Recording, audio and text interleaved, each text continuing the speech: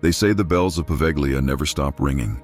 Even now, though no one's supposed to be there and the tower stands silent in the mist, locals still swear that on windless nights, a faint toll echoes across the Venetian lagoon.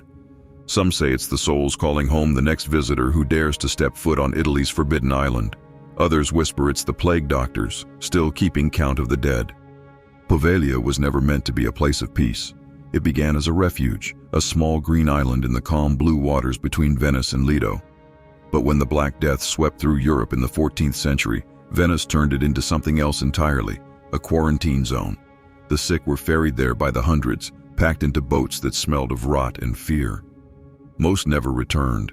The city built mass pyres to burn the infected bodies, and the smoke stained the skies for months.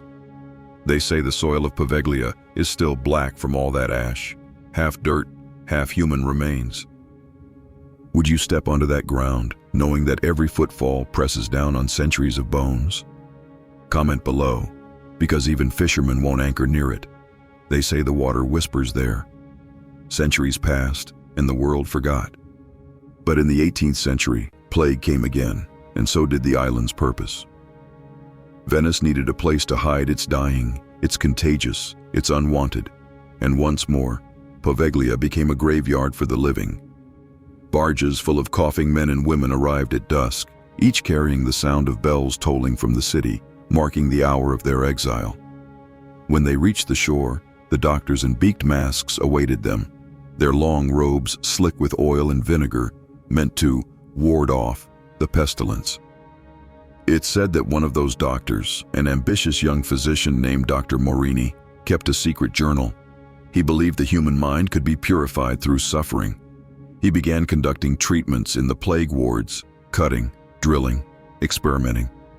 He wanted to find what made people lose their grip on life. The entries grew darker. "The voices return each night," he wrote. "They call me from the pits. They promise knowledge, if I stay." No one ever found Dr. Morini's body, only his mask, hanging from the bell tower, dripping with something black. When the Republic fell and centuries turned, Poveglia changed again. In the 20th century, it became a psychiatric hospital. The city thought isolation would bring peace to the disturbed, but the island only amplified their screams.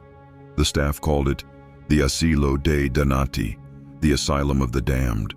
Nurses reported shadows gliding along the corridors. Patients whispered of the plague man, who stood at the foot of their beds, tapping his cane in rhythm with their heartbeats. Some tried to swim away at night, into the cold Venetian waters. None